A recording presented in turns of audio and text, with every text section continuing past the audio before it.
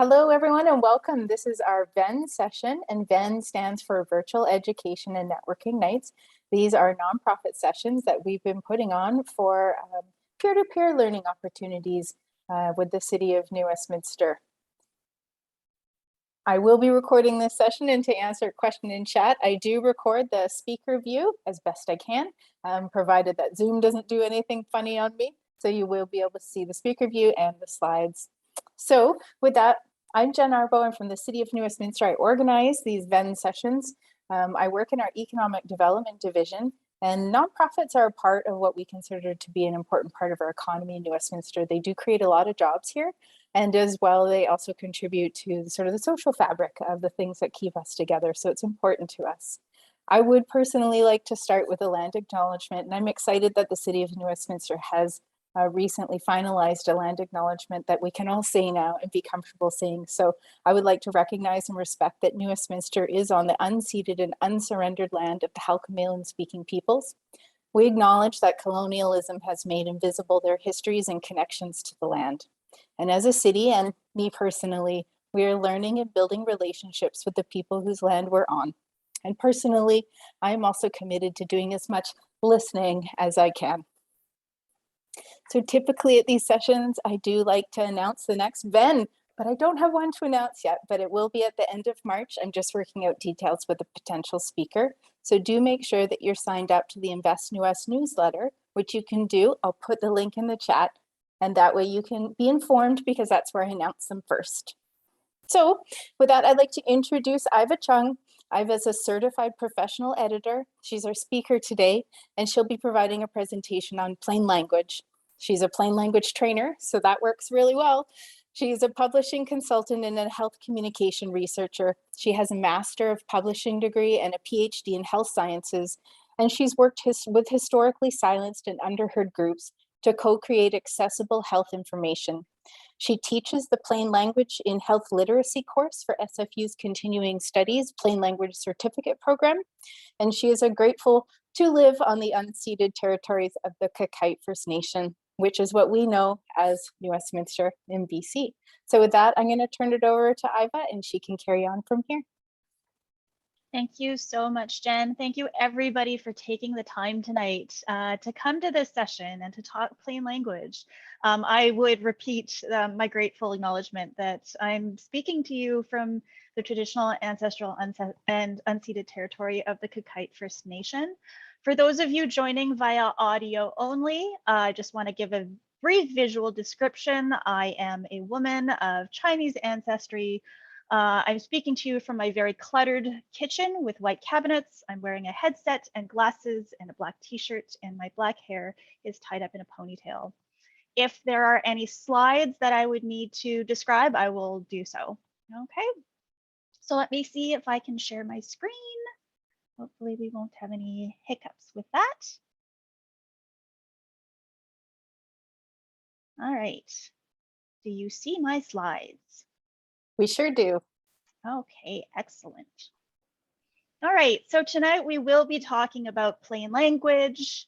I'm going to be talking a little bit about how complex language can sometimes be used to exclude and reinforce power imbalances. So if that's not something that you're up to hearing tonight, then feel free to opt out or do whatever you need to do to feel safe tonight. Just to give you an outline, we're going to be talking about what plain language is and isn't. I'm going to be talking about why plain language is important. And finally, I'll give you a handful of tips that you can take away and apply to your writing and your communication right away to make it easier to understand. We will just be scratching the surface tonight. So I'll give you some resources on where to learn more if you'd like to learn more about plain language. But this is really just the beginning. Okay, so when I tell people that I do plain language, people sort of have a general idea of what I am talking about, but there's a lot of misconceptions out there. So I'd like to clear some of them up. So sometimes when I tell people I am a plain language practitioner, they think that plain language is all about oversimplifying, that you're taking a complex concept and simplifying it to the point where it's no longer accurate, or that you're talking down to your audience. And that's not the case. in plain language, what we're actually doing is we're taking, we can take any concept and express it in a simple way. You can have a concept that's complex, but the way that you express it never has to be complex. Another myth that comes up around plain language is that it's boring, is that it's using very simple terminology. So, you know, it all sounds very monotonous and boring. But in fact, what we're doing with plain language is we're talking directly to the audience. We're engaging them at their level. And what I actually find boring is very bureaucratic language and legalese full of very complex terminology that I don't understand. So plain language, in fact, can be extremely engaging. Another myth is that plain language is for low literacy readers only. And in fact, plain language benefits everybody. There was a study out of the University of Arkansas of English speakers around the world. And what that study found, it was published in about 2017, was that actually the more education a person has, the more likely they are to express appreciation for plain language approaches. A common misconception about plain language is that it's about applying readability formulas. So the idea is if you take your text and you run it through a readability checker, like the one you have on Microsoft Word, that if it says it's at a grade 6 level or a grade 8 level, you're good to go. But actually, those readability formulas are quite flawed. They deal with only a few elements of whether a communication is clear, and it deals with sometimes the length of a sentence and the length of words, and those do affect. They're correlated with readability, but in fact, readability involves a lot of different other factors. And related to that is this myth that plain language is just about language. And part of that, I will concede, is because of the term plain language. That's why a lot of plain language practitioners prefer the term clear communication, because it's more than about language. It's about the structure of your document, and it's about the design of your document. It's a more holistic approach to communication.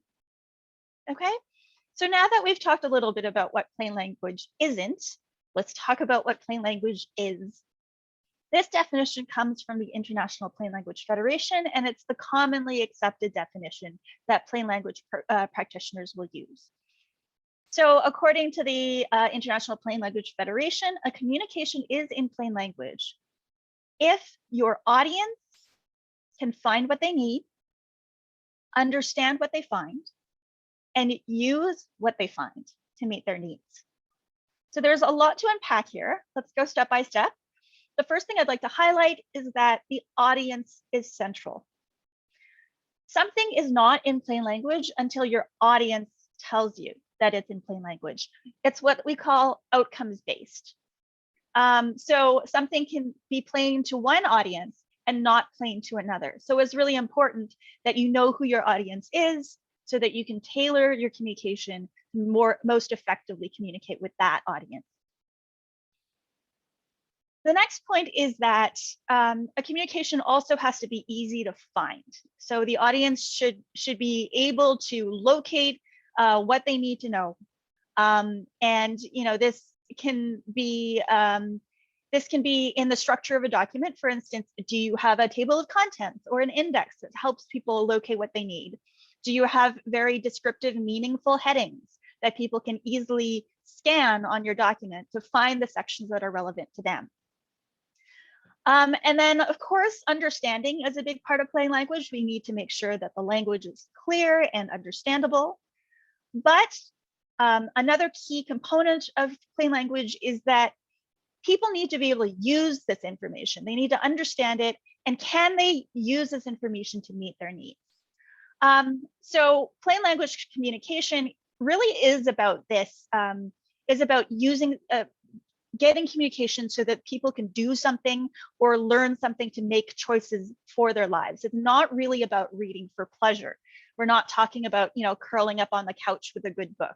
Plain language communication is about this key information that people need in order to make decisions about their lives. Okay. Another definition that I quite like comes from the Plain Language Action and Information Network out of the United States. And the way they define plain language is that plain language is communication your audience can understand the first time they read or hear it. And again, we are centering the audience here.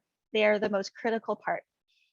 And so what this definition is telling us is if you have a document where you have to read a sentence over again and furrow your brow because they're using a word that you don't understand, or they worded it in a really ambiguous way, or maybe there's a really long sentence and you have to reread it to figure out if you got the beginning of the sentence. And once you finished it, to make sure that you actually understood it.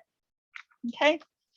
So what I like about this definition is that it ties in directly to the cognitive load theory, which is a theory that comes out of educational psychology. And it informs a lot of my personal understanding of plain language and of a lot of anti-oppression work in general. So cognitive load theory says that what you know is stored in your long-term memory. And it's stored in units called schemas.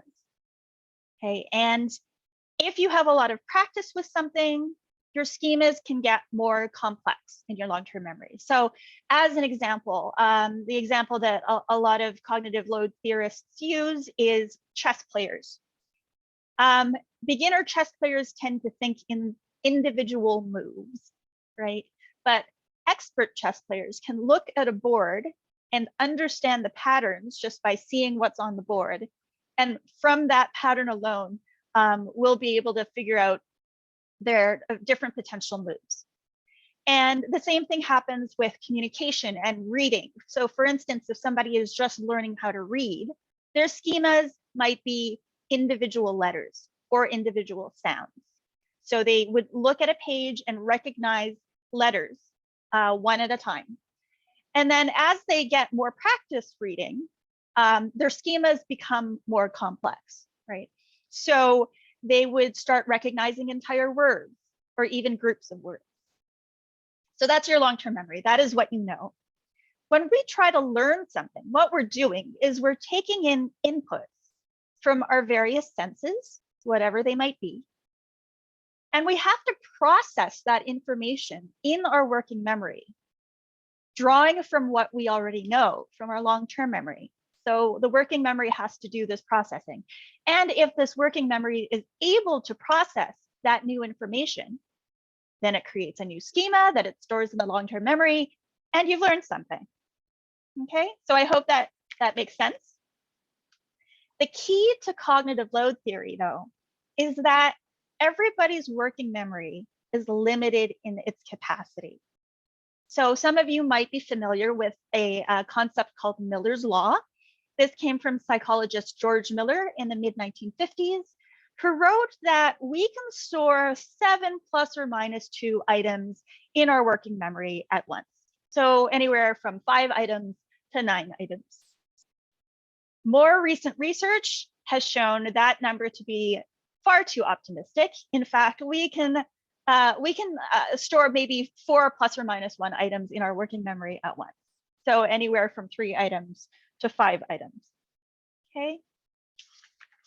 Now, when we try to learn something, that learning task comes with a cognitive load.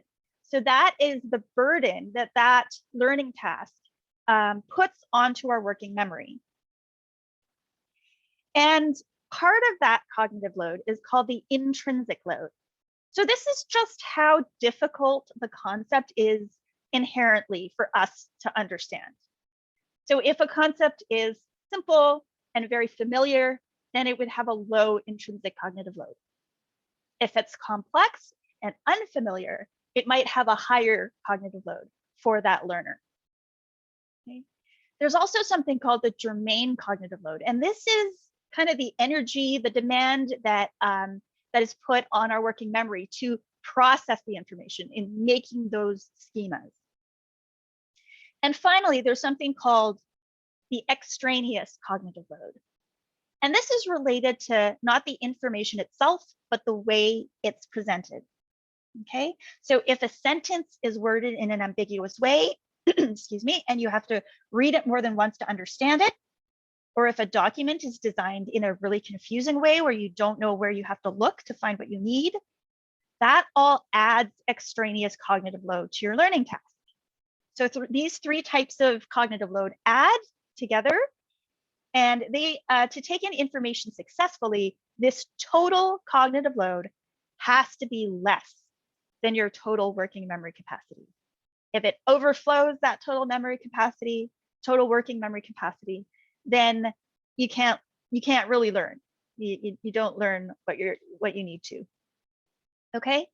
And what's really interesting and promising is that this chunk of extraneous cognitive load here is under our control, right?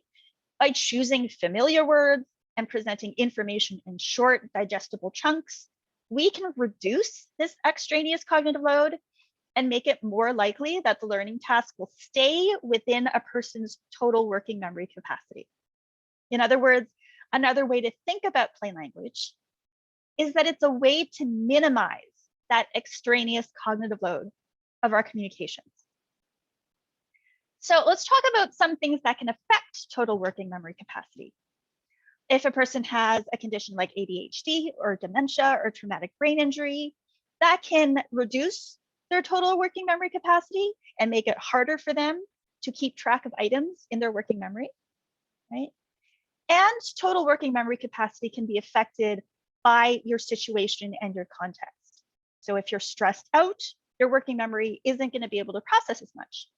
And I know that for me personally, pandemic stress has given me a lot of brain fog, and my brain is not working at the capacity that I used to, right? I'm finding it really hard to concentrate and to focus. And if you've experienced the same thing, this is what's happening. It's that your total working memory capacity is being affected by stress and other factors that can take up room in that total working memory capacity.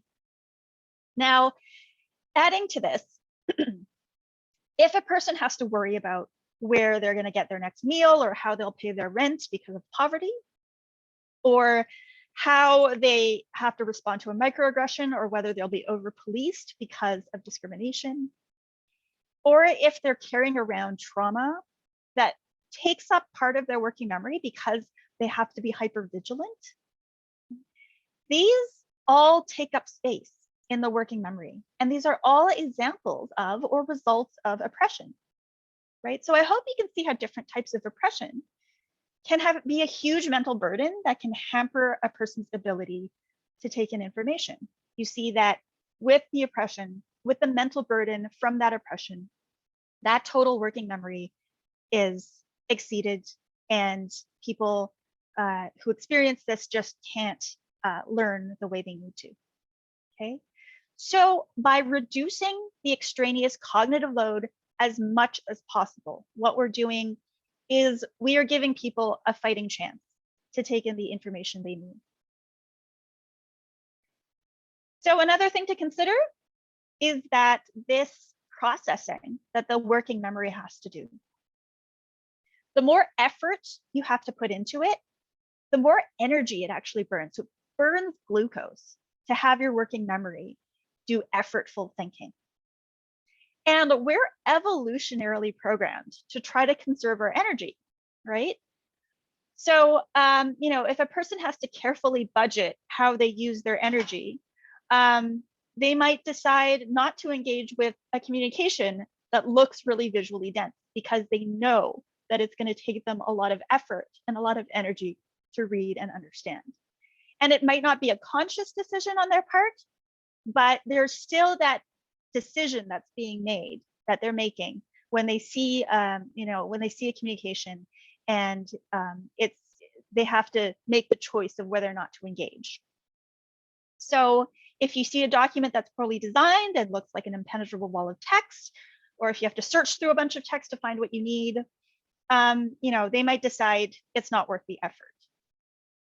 So what this all means is that complex language and jargon and poor design make barriers from a cognitive load perspective, Okay, they keep information away from a huge portion of the population, and these people can't benefit from that information. They can't use that information to make decisions that will affect how they live. So I feel strongly that using plain language to try to minimize that cognitive load is an ethical imperative. It's something that is the right thing to do. Okay, you're making it more likely that people will have access to this information. So unnecessarily complicated language is also a barrier in terms of social exclusion. So we all use language to define an in-group and an out-group, right? We use certain terms and dialects and registers to signal that some people belong and some people don't belong. And this isn't inherently a bad thing. I don't think this is the way we create culture. I know that my son, for instance, uses words that I don't understand, and that's fine. But where we run into problems is when we have a power difference and a hierarchy where an in-group is using certain terminology that is shutting out opportunities for the out-group. Okay, so this includes, overly complex legislative language or legal language or language that's used in business. So I have a PhD in health sciences, and I consider myself relatively well-read, but you give me an insurance document and I usually don't know what's going on. I don't know the terminology and I get very confused and flustered very easily. So I think that's an example of how you don't have to stray very far from your own discipline to get lost in another area's jargon. And what happens is that this language ends up excluding a lot of people. And one of the easiest ways to make somebody feel small and insignificant is to use a word that they don't understand.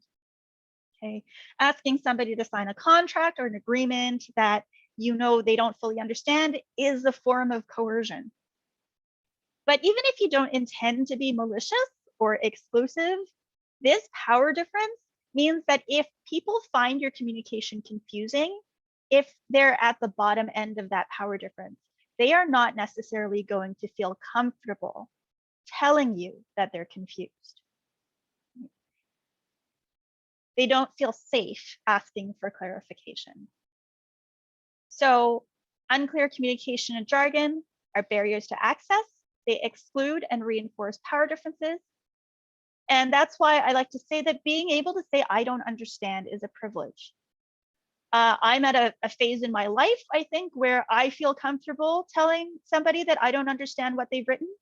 But if somebody feels as though their intelligence is going to be judged, their education is going to be judged, they might not give that kind of feedback or feel safe giving that kind of feedback.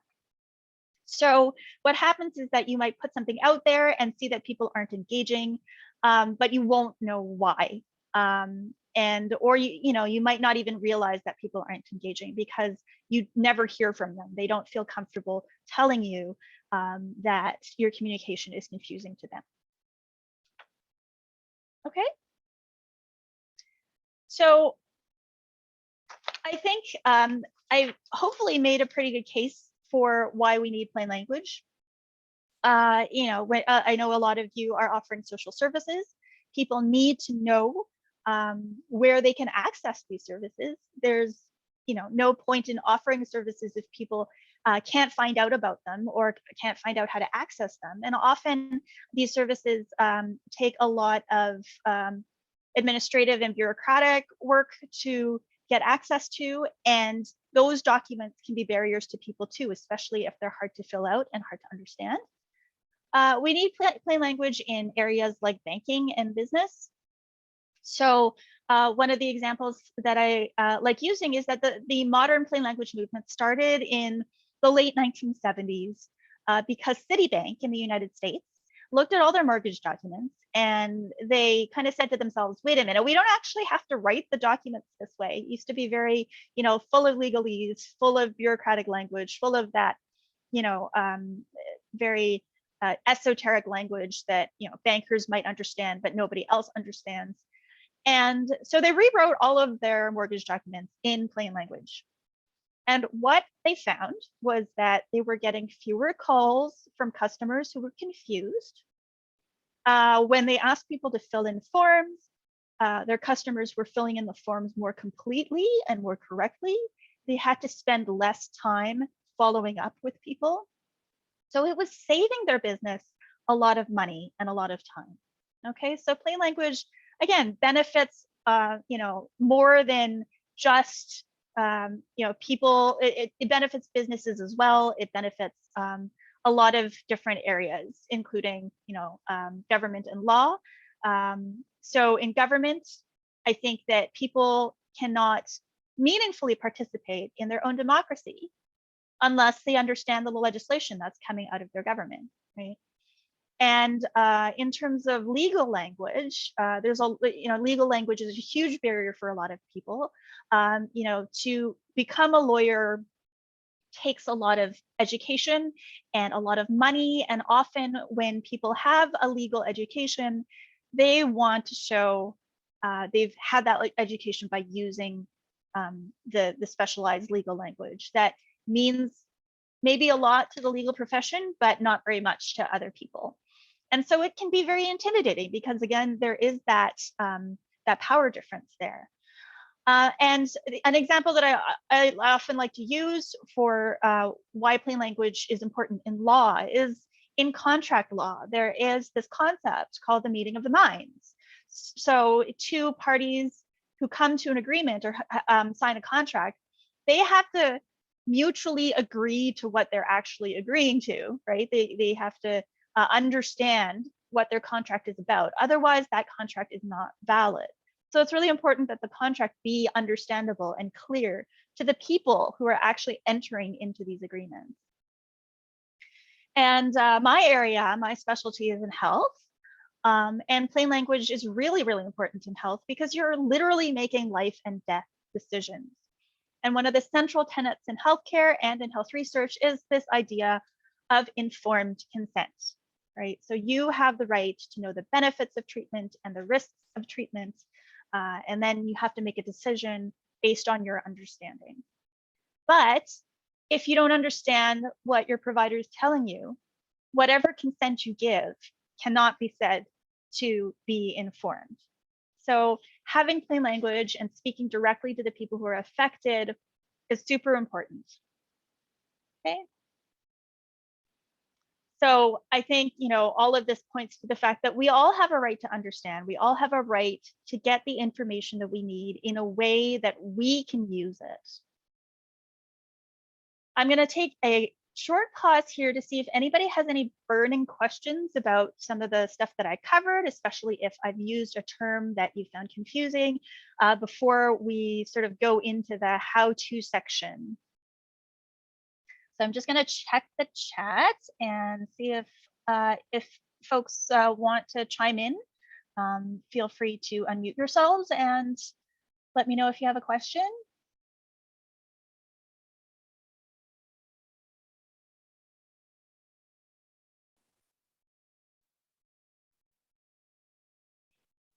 Yeah. So Jen has written, I feel like we all have that category of document that is just blurry. For me, it is academic reports.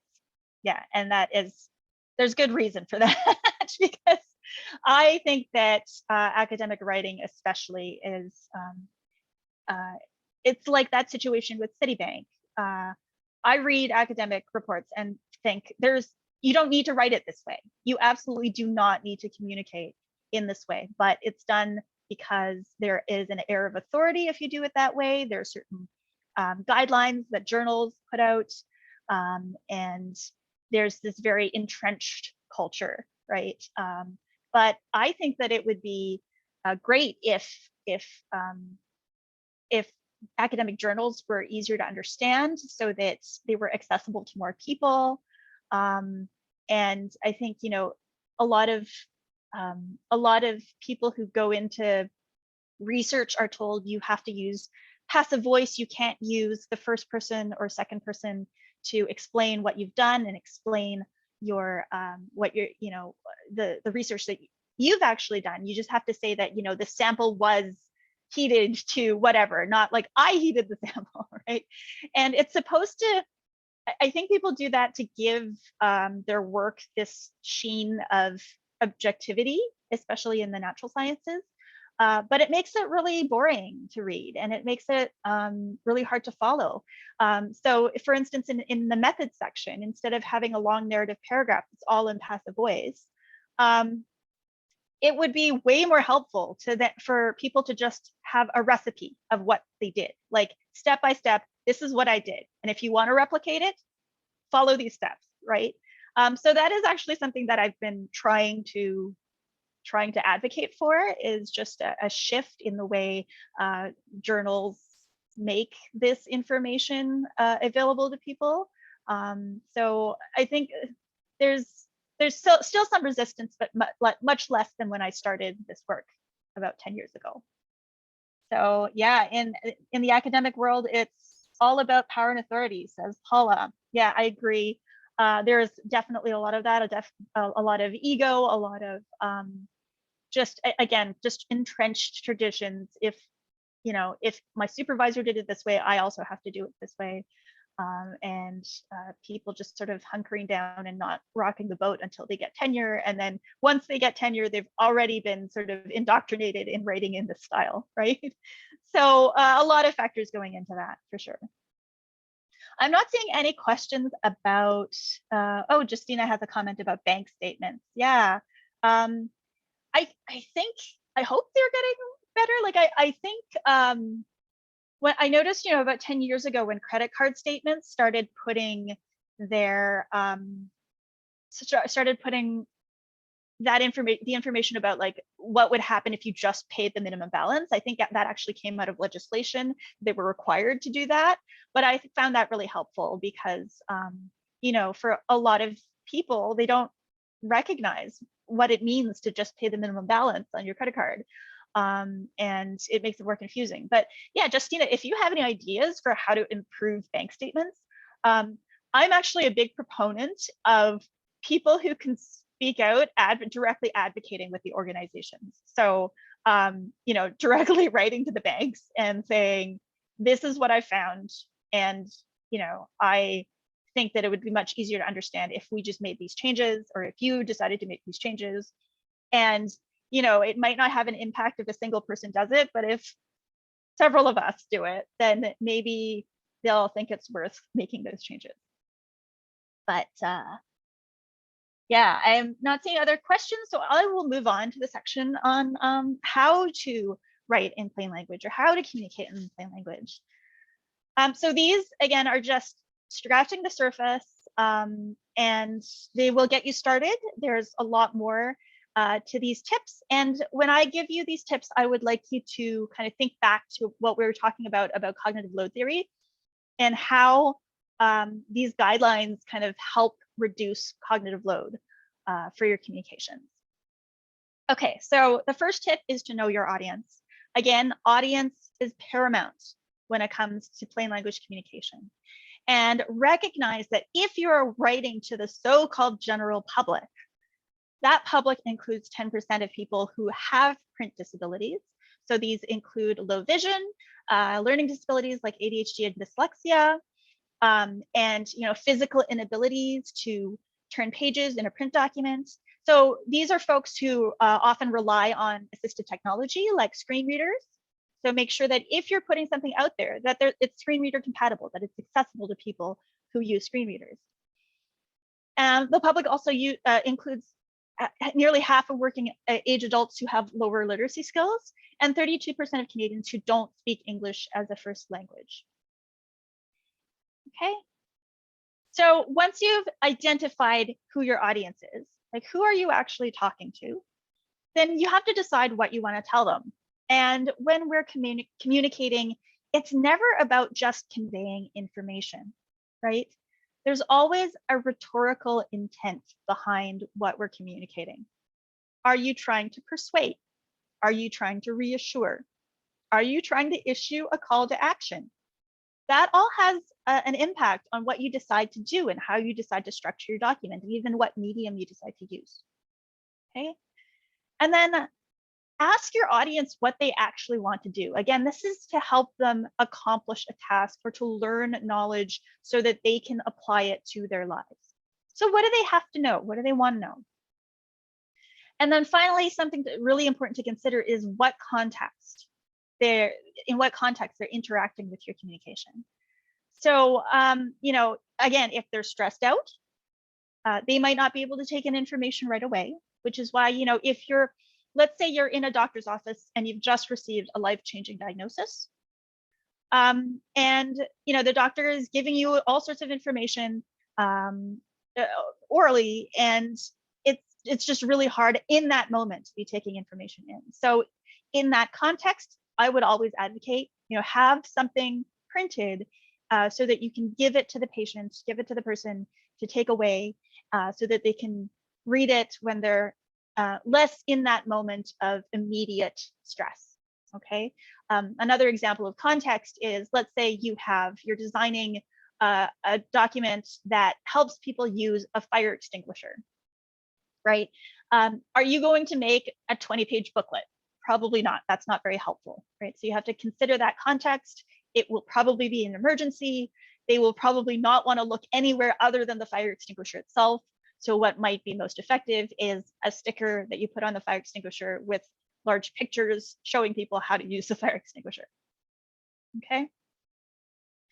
Once you know who your audience is, write for your audience. And this might seem like incredibly obvious advice, but in fact, a lot of people don't write for their audience. They write for other people, other secondary audiences. An example of this is in contract law, where a lawyer who's drafting a contract is not thinking about the parties who are entering into the agreement.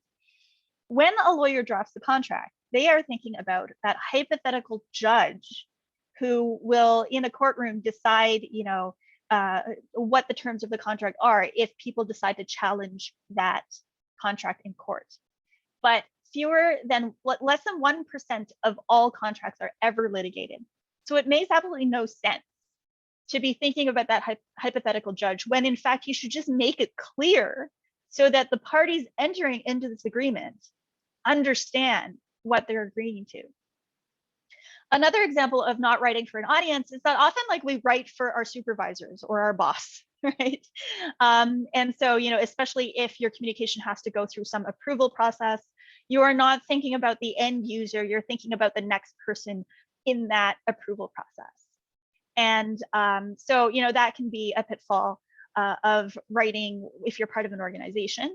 And another pitfall is writing to a template, writing to something, using a certain style or using certain wording because that's what you've always done, or what your organization has always done, or what your industry has always done, instead of thinking about the best, most effective way of reaching your audience. Okay. And when you're writing for your audience, give them the most important information first. An industry that does this relatively well is journalism. They have, the headline and then the lead paragraph. And if you stop reading after the lead, you will get the gist of what the story is about. And then after that, if there's room, then the article will elaborate on the main thrust of the story, right? And as we've already discussed, a field that does this very poorly is academic papers. Instead of having that inverse pyramid structure, they start off with a literature review and a bunch of background on methods before they actually get to the results and the conclusion. The thing that people who want to access the study are actually interested in. What did you find? What did you find? What were your results? Right. So I think that academia has a lot to learn from journalism, and for nonprofits, especially annual reports, they can sort of fall in between these two. Sometimes annual reports often get bogged down by a little bit more of the background that people don't need, and I understand that they have to have a certain structure, but when you're creating an annual report, consider what you're trying to do with it. Are you trying to use it to recruit volunteers? Are you trying to use it to recruit donations? Are you trying to show your donors and your stakeholders what you're doing and that you're being accountable? Your purpose is going to drive the way you structure your document. And if you're not meeting one audience's needs, then maybe consider supplementing your annual report with some infographics or some other documents that you can easily share to kind of give people the gist of what you're trying to tell them. Okay. The next tip is to use words your audience understands. This example that I have on screen, which I will read out, comes from an actual job posting that I saw. So it says, the successful applicant coordinates selected horizontal administrative activities and acts as a functional coordinator for cross-sectoral development initiatives. I have no idea what this means. And so I'm probably not going to apply for this job, right? This might be meaningful to the people in that organization, but it's certainly not meaningful to me. And I think this is one of those examples of where, you know, I understand the individual words, but when you put them together in that particular order, I don't know what's going on. So make sure that you use words and terms that your audience understands. One way to check is to ask them, and we're going to get to that in a little bit. But another thing to consider is, if you have to use unfamiliar terms, make sure you define them. And this includes things like abbreviations, initialisms, and acronyms, right? So if you're using a term that not everybody is going to know immediately, make sure that you define it. And then once you've defined it, use it consistently. Another tip is to try to choose the shorter Anglo-Saxon words instead of their Latin equivalents. So English has a good mix of words from the Germanic history and its Latinate history, right? So it's got influences from French and Latin. It's got influences from German words as well. And so we end up with words that mean basically the same thing, but the Latinate version is usually longer. It's usually got more syllables, right? It's usually less familiar, possibly because it's longer, and it's more abstract. Whereas if you use the Anglo-Saxon words, they tend to be shorter. They tend to be 1 or 2 syllables, and they're more concrete, and we see them every day. So examples of this is to use, instead of utilize, to use, okay? Instead of assist, use help. So whenever you see a word with a Latinate kind of origin, ask yourself whether there's an Anglo-Saxon word that might be more straightforward for people to understand. Okay. This is a tip that will probably improve your writing right away. And this is to use verbs instead of their noun forms. And these are called nominalizations. They tend to end in tion or ment. And they are nouns that are formed from verbs. And the tip here is to use the verb instead of the noun, because what's happening is that your working memory actually has to mentally translate that noun into the verb for you to understand it. So why not cut to the chase and just use the verb? So the example here is they made a determination that the files were heavily manipulated. So determination is the nominalization or the noun form of the verb determine, right? So instead of using that nominalization, opt for the verb form instead. They determined that the files were heavily manipulated. That's easier to understand. It's less taxing on the working memory.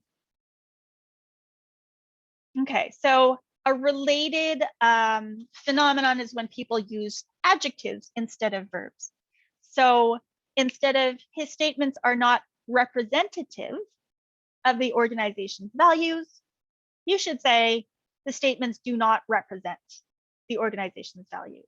Again, using the adjective form instead of the verb is an extra step for the reader's working memory. They have to mentally translate that adjective into the verb to understand the sentence. Okay. All right, so as I sort of alluded to earlier, once you've defined a term, try to use it consistently. I think that, trying to vary our language so that it's more interesting might come from, our high school English training, where, our teacher taught us to use a thesaurus and to vary the language so that it's not monotonous and boring. But in plain language writing, varying your language can actually be quite confusing to people, because they see two related words that, two words that they think might be related, but they're not entirely sure it's actually referring to the same thing. So if something is referring to the same thing, use a single term for it. An example here that, again, comes from an actual government document says, seniors should engage in aerobic and weight-bearing physical activity several times a week. Exercise can help the elderly prevent bone loss. Okay, so especially if you are an English language learner, you might not know whether seniors and elderly refer to the same group.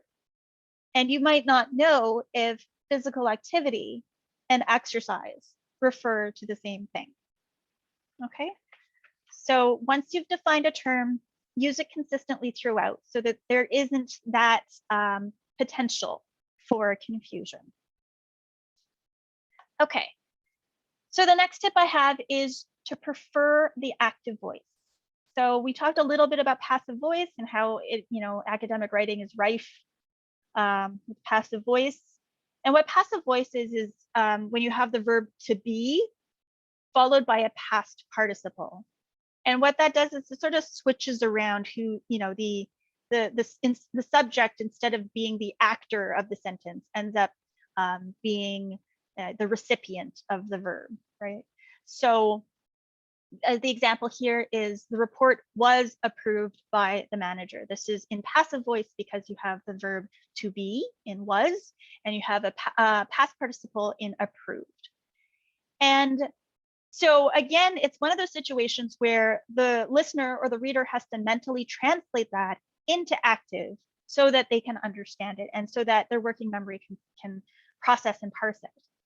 So instead of saying the report was approved by the manager, say the manager approved the report.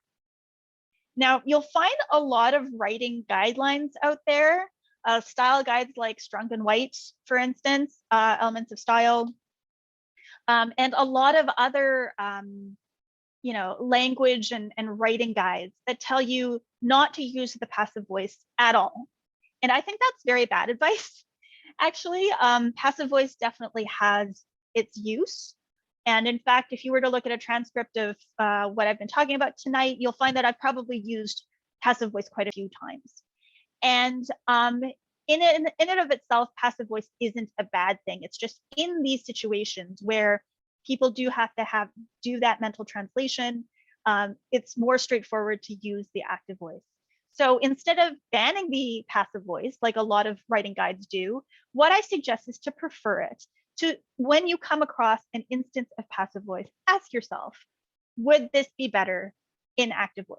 And sometimes it isn't, right? But it's important to ask that question. Okay, next tip. Keep the subject, verb, and object together. This is what we call the sentence core. So the example that I have here is, our records indicate that on the date shown on the address label on the verse side of this questionnaire, you participated in our mentoring program. So what happens is that you've got the sentence core in bolded text. Our records indicate that you participated in our mentoring program. And in the middle, you've got all of these interruptions, right? That might be relevant, but not directly, that aren't part of the sentence core. So what happens when a person reads this is they have to hold that first chunk of the sentence in their working memory while they take in this interruption. And then they can only understand the sentence at the very end after they had this interruption, right? And while they're taking in the interruption, they have to constantly ask themselves, okay, is this relevant? Is this related to the first part of the sentence? Is this important? And so that's a huge tax on the working memory. What I would advise if you have a sentence like this is maybe break it up into more than one sentence. Certainly keep the sentence core together, so the subject, verb, and object. And if you have any elaborations, like you have in that interruption there, it's better to put that at the end of the sentence or in a completely separate sentence altogether. Okay. All right. So the next tip that I have for you in terms of writing in plain language is to express ideas in the affirmative when you can. So instead of saying, don't forget to sign the application form, say, remember to sign the application form. And what happens when you have a negation, like don't forget, is that a person has to, again, keep the concept of forget in their working memory and then negate it. So it's an extra step for that working memory to take, and it's taking up more room in that working memory when it doesn't have to. Okay, so whenever you can, express ideas in the affirmative. This is especially important if you're writing for people with intellectual disabilities. And related to this is to eliminate double negatives. So by double negatives, I don't mean something like I ain't afraid of no ghost. I mean situations where you have words with a negative valence. And so the example here is the notice will not be effective unless it is delivered in person or by certified mail. So not has a negative valence, unless has a negative valence, and they cancel each other out, right? And so what happens when a person reads this is that every time they see something with a negative valence, they have to, again, toggle back and forth between yes and no, affirmative, negative, and that takes up a lot more of their working memory than it needs, than the message itself would need to. So instead of the notice will not be effective unless it is delivered in person or by certified mail, you could say something like the notice will be effective only if it is delivered in person or by certified mail. So in addition to words like not and prefixes like words with negative valence could also be something like refuse and fail.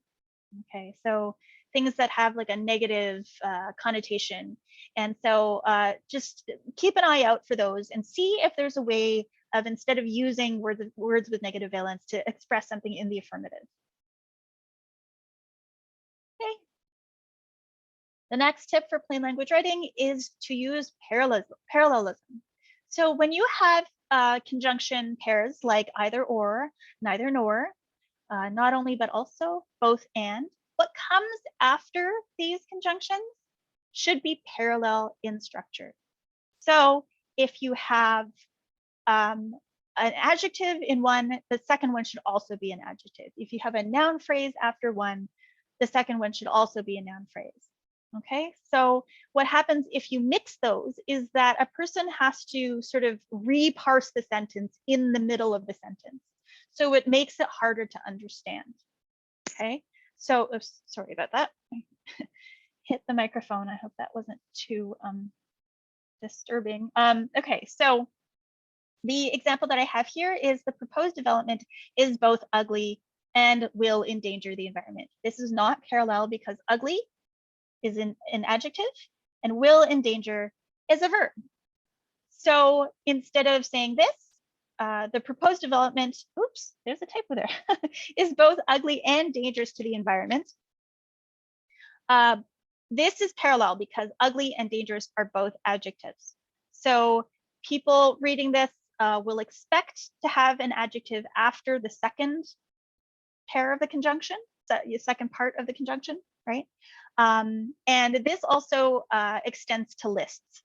So the example here is to vote in local elections, you must be 18 years of age or older on voting day, a Canadian citizen, have been a resident of BC for at least 6 months, and not disqualified under the Local Government Act from voting in a local election. Now, if you look at this list, you must be 18 years of age or older. That starts with a verb, right? But the second item, a Canadian citizen, is a noun phrase. Have been a resident of BC starts with the verb, And then the last item, not disqualified, which is an adjective because it's functioning as an adjective. So this again mixes up all different types of structures, which is very, very confusing to read and to understand. But if you set it in a bulleted list, you can easily identify parallelism problems and fix them. And so in this case, we fix them by making them all start with verbs. Okay, so we have here, to vote in local elections, you must be 18 years of age or older on voting day, be a Canadian citizen, have been a resident of BC for at least 6 months, and not be disqualified under the Local Government Act from voting in a local election. All right, so next tip.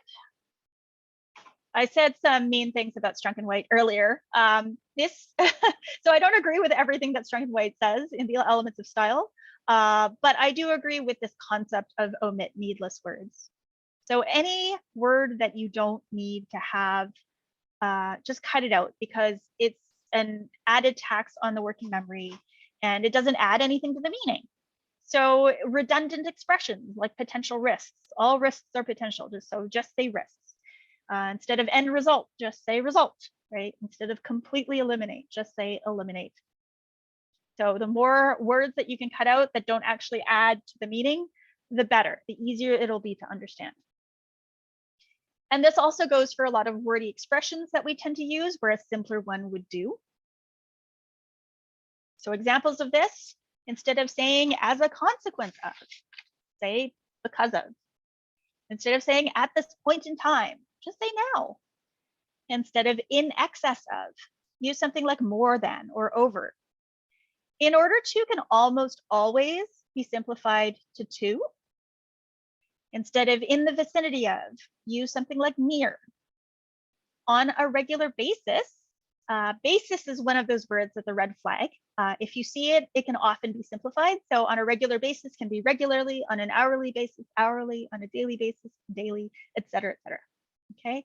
And then something like instead of prior to or subsequent to, use before and after. And this is another example of using, the Anglo-Saxon term instead of a Latinate, more complex term that is less familiar and more abstract to people. Okay. Another way to make the communication easier to read is to chunk the content, to present one idea per sentence and one topic per paragraph. I think, again, I'm being really mean to high school English teachers tonight, but one thing that I remember learning in high school English is that a single sentence can't be its own paragraph, and that's not true. So feel free to have a single sentence as your paragraph. If that's the only thing you want to say about a topic, feel free to move on to another paragraph. So if you have paragraphs that are too long, you're not giving people enough time to process and digest, to have that working memory, finish what it's doing before moving on to the next concept. Okay. And then I sort of mentioned this earlier, but once you've chunked the content, use headings, add headings to help the reader navigate. If the headings are meaningful and designed in a way that makes them obvious, instead of having to start from scratch and read the document in a linear way from beginning to end, people can just look at the headings and see what sections are actually relevant to them and jump to what they need to know. Okay, so we're just trying to make it as easy as possible for people to get the information they need. And finally, consider alternatives to the narrative paragraph. Narrative paragraphs are not always the best way of conveying information.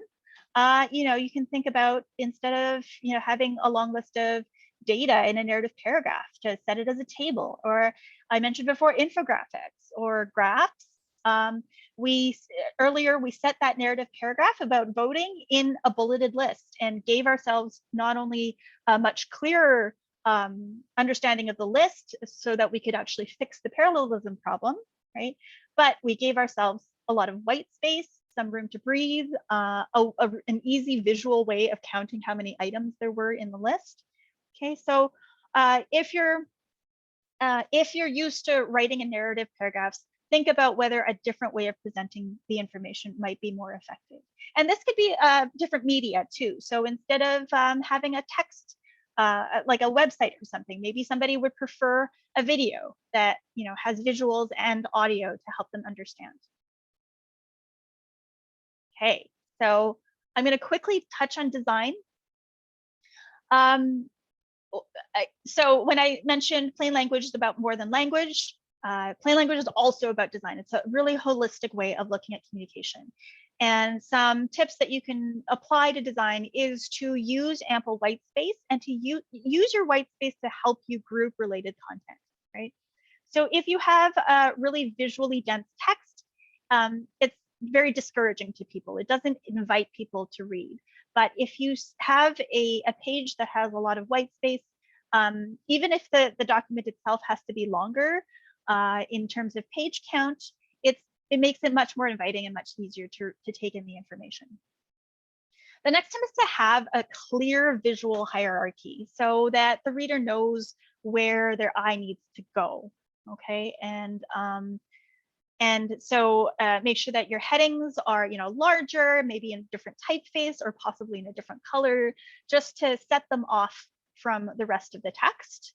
And then finally, use alignment to guide the audience. So again, you can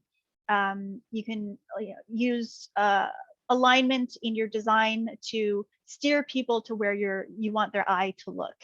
And often people will justify their text in columns, and that can actually create a lot of what we call rivers. So rivers of white space, gaps between words that make it really hard to read, especially for people with dyslexia. So instead of trying to justify things or to center things, which is even worse because sometimes you can't really follow where the lines begin and end, we, in English, read from left to right. So left align your text to give people the best chance of being able to read your text. So again, instead of doing something that is just like a block of impenetrable text, have something with more breathing room, white space. You can see on the right there, things that you might consider headings. And so a person can easily scan the headings to see what sections are relevant to them. What research has shown is that if you have a communication that is verbally dense, so if it uses a lot of jargon or a lot of complex language, people might start reading it and then discover that it's verbally dense and give up in the middle of it. But if they see something that is visually dense, they won't even engage. They won't even get started. And again, it's that sort of unconscious decision making over where we're going to put our energy and what we're going to give our attention to. So this is just an example of a program from a venue, and you can probably the text itself I don't think is that hard to read, but the design makes it hard to discern what is actually the artists and the dates and times that they're going to be performing, and then the description. They're all set in the same typeface at the same size, and so you can use design to highlight the artists by making them headings, for instance, making sure that the dates and times are set in a different way so that people can easily scan them to see when they're available, for instance, and use design to help your reader understand the different elements in your document. Okay, so I mentioned that a document is not in plain language until your audience tells you that it's in plain language. And so the only way to know if something is in plain language is to test. Often I work with clients who tell me that they've done a plain language review on a document or something, and they'll tell me it's in plain language, we just want you to look it over. And I'll ask, have you done user testing? And if they say no, then my response is always, then you cannot tell me that this is in plain language. If you don't have user testing, then you can't claim that your document is in plain language. So it's super important to test. I really love this quote from Caroline Jarrett, who works in plain language form design and survey design over in the UK. So she says, if you know enough to say it's correct, you know too much to say it's clear. And this comes from that cognitive bias we have called the curse of knowledge, where, something that we have learned or we know just seems so obvious to us that we have trouble explaining it to somebody who doesn't understand the concept, right? And it has to do, again, with cognitive load theory and those schemas that we develop when we learn something. So remember that I said, like, the more practice you have something, the more complex those schemas become. Sometimes those schemas are complex, but we don't know that, like, we can't really remember what it took to get to that complex schema. We don't know the component parts well enough to be able to explain it to somebody. So if you know enough to know that, yes, it's accurate, then you need somebody who doesn't know the content to read it to see if it's actually clear and if it makes sense. This happens to everybody. It's just the way our brains work. It's a cognitive bias. It has really nothing to do with how skilled you are or how educated you are or how good of a teacher you are, okay? There's a lot of misconceptions around what user testing involves. Some people think that it costs a lot of money, that you need this facility with two-way glass where there's somebody in a lab coat standing behind it with a clipboard watching somebody interact with this communication. But really, it's not true. You don't need a lot of testers. It doesn't necessarily have to take a long time. Before you publish something or before you put something out to your audience, just ask a few of them to read it beforehand, right? Just to tell you if it's clear to them. And so what this does, what user testing does, is it helps in a few ways. Not only does it give you feedback that you can then apply to improve your document, but it helps alleviate the problems that come with that power difference that I talked about earlier. Because when you're user testing with your audience, what you're doing is you're giving them permission to tell you that something's unclear, right? When you're user testing, make it very clear that you're not testing the person, you are testing the document. And you're giving them the ability to tell you that something is, that something could be better. Whereas before, they might not feel safe doing that. And another problem that user testing can solve is that problem that I mentioned earlier about writing for your audience. And sometimes you're writing for your boss or writing for your supervisor, or writing for whoever needs to approve it. What user testing gives you is a very clear mandate for what you need to change. So if they have certain conceptions of what your document needs to be, and they keep, adding stuff to it that makes it harder to read, you can always go back to them with the results from the user testing and say, look, there's actual evidence here. There's proof that our audience is not understanding this. We need to revise it. Okay. So if you are going to test, and I think that testing is essential, and in fact, I go as far as to say, not only should you test, you should also start thinking about ways to integrate your audience as as actual team members to create and co-create those communications.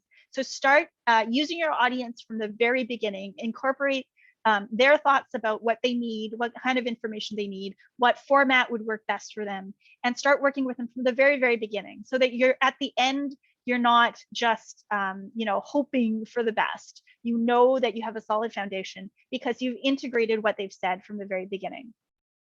But if you do test, you do have to commit to making changes, right? And what testing does is it identifies the problems with the document, and it doesn't necessarily identify solutions. You still have to be the one to implement the solutions from the testing once the results come back from them. Okay, so I'm just going to end it there.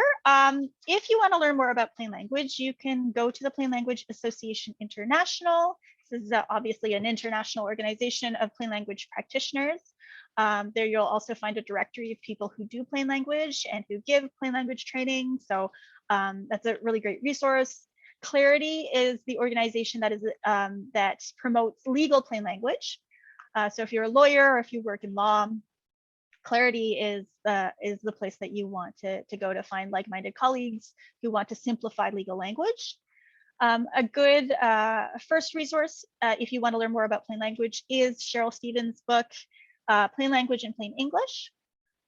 She's working on a second edition right now, but it's a good resource to understand that plain language is an entire process, and that it considers communication in a holistic way, and sort of considers the various steps that I sort of mentioned, everything from audience analysis through to actually creating the communication through to user testing. And finally, Simon Fraser University's Continuing Studies does have a plain language certificate program. Again, this also covers issues like audience analysis and creating the communication and user testing. And it's also got 2 electives. One focuses on legal language, and the other one, which I teach, focuses on health communications. So yeah, I will end it there, and I'm happy to take questions and to chat and have a discussion.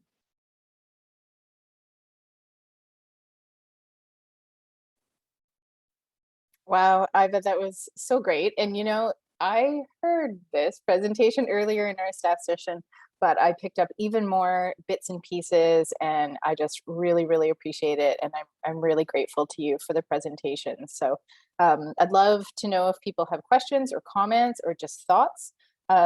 You're welcome to put them in chat if you're more comfortable, or you're welcome to simply unmute your microphone and speak up.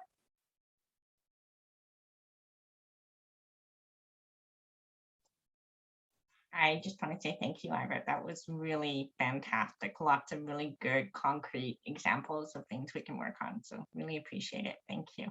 Thank you so much for coming, Pamela. Should I stop sharing?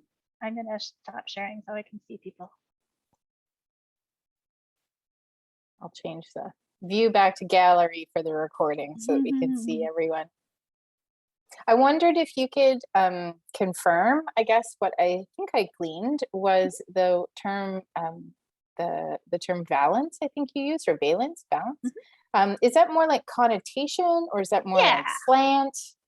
Yeah, it really is kind of both of those. So if I just wanted to point out that it's not just words like no and not, and the prefixes that negate, like in or un, that create that negative, that is expressed in a negative way. So words like refuse, reject, words like fail, those also are interpreted in a negative way. Like our brain has to kind of translate that to a, like, fail is to not succeed, right? So our brain has to do that translation before we can understand it.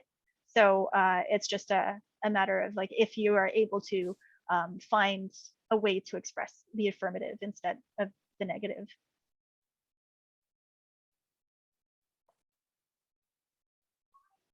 Any other questions or any examples from your own work that you'd like to share about?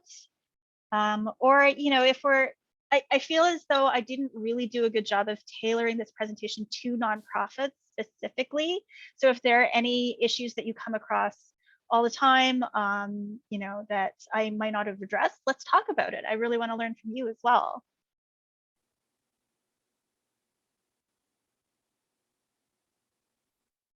Go ahead, Justina.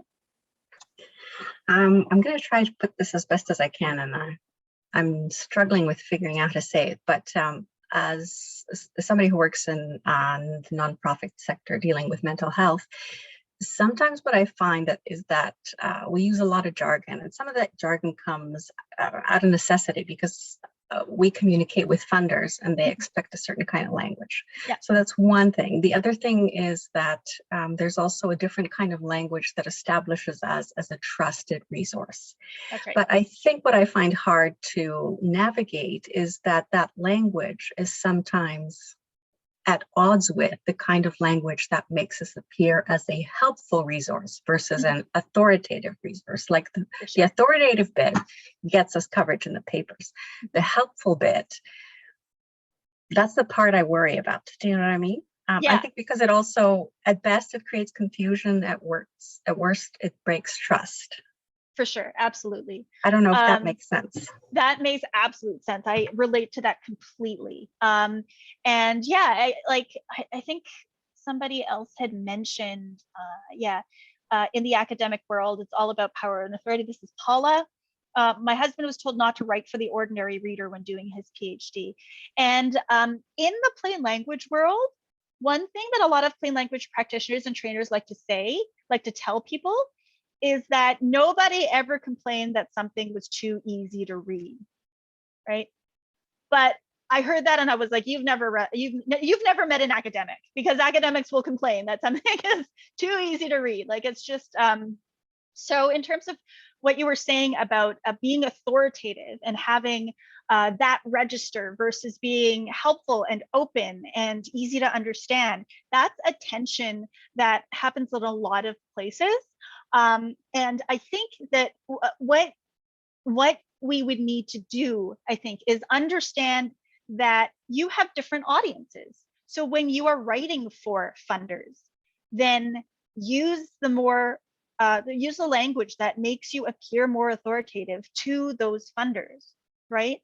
But also make sure that you explain what the terminology you're using is to the people who are using your services, right?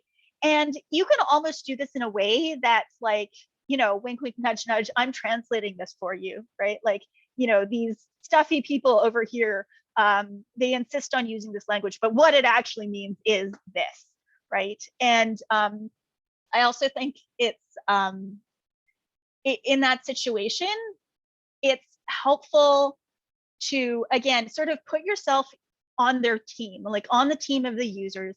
And so an example that I'd like to give is my colleague, Jennifer Baumbush at UBC, who works with people in long-term care and works with families who have family members in long-term care. She worked directly with the family members to sort of almost give them a glossary of, like, this is, if you have a family member going into long-term care, these are the questions that you need to ask. These are the rights that you have. This is what you need to understand. And this is the language that people are going to be using, right? And so one example is, I think I mentioned this, like, because I've also worked in mental health. My PhD was in mental health communications. And the word intake can open doors for people, right? Like, if somebody is seeking help, if they use the word intake, suddenly, like, oh, the practitioners and the people at the clinic and the hospitals understand what you're trying to do.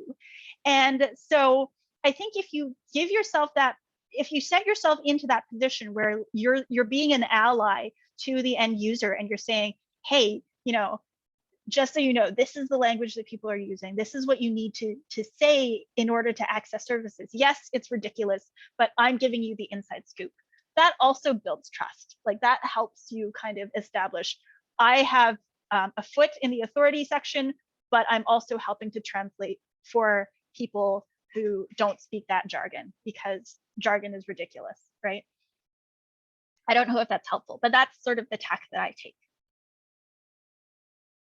No, that's really helpful. Thank you.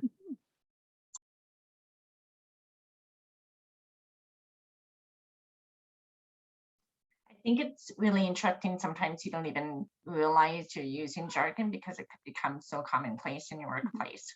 And I know, so Justine and I work at the same place, and I know there's a lot of terms that I was unfamiliar with until I came to CMHA that I just used every day among our coworkers and in our publications and stuff.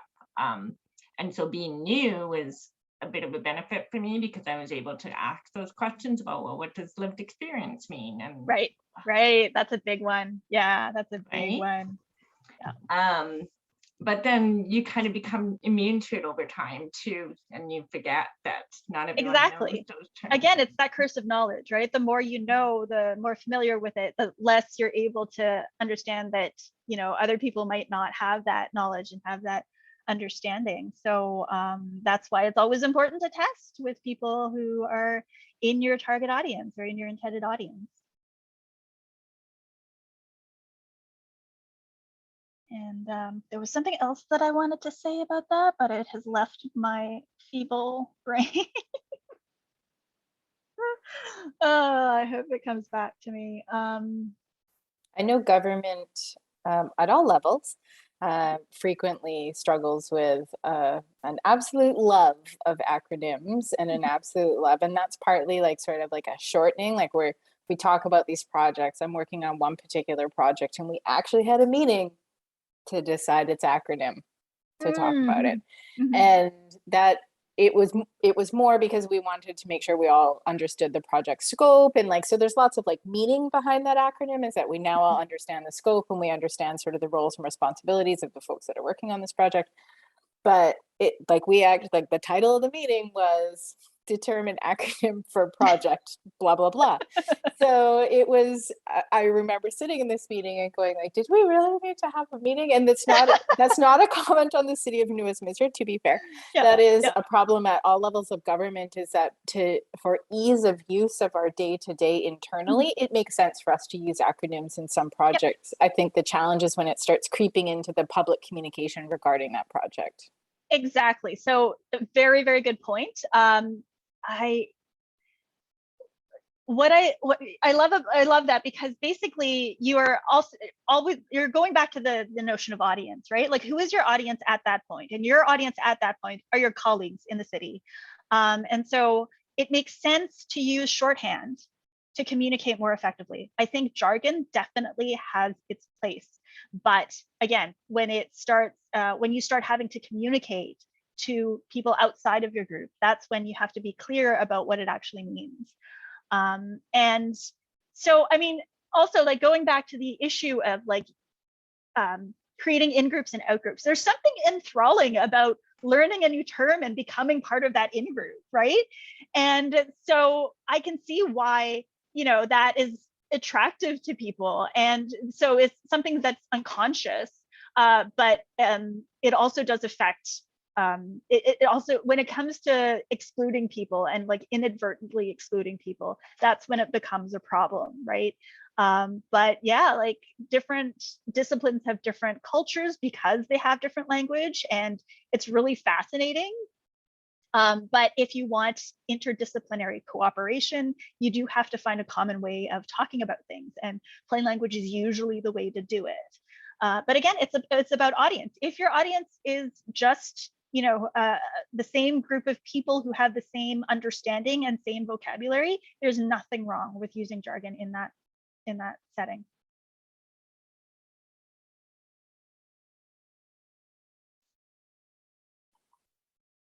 Does anyone have any other comments or thoughts before we wrap up? I was just going to say, I was really struck by the visual representation you did of like just the solid blocks of text, and then with the pictures and headings adding into there, like even without the words or images there, it was just so much more appealing visually, and just felt more accessible and more welcoming. Yeah, absolutely. Yeah. So I like cite that study all the time. Just the fact that if something is visually dense, people will just stay away from it, right? And again, if people stay away from it, you as the issuer of the communication have no idea, because they don't feed that back to you, right? You don't know. So that's why it's important to test and actually get the feedback before you publish it, and nobody engages with it.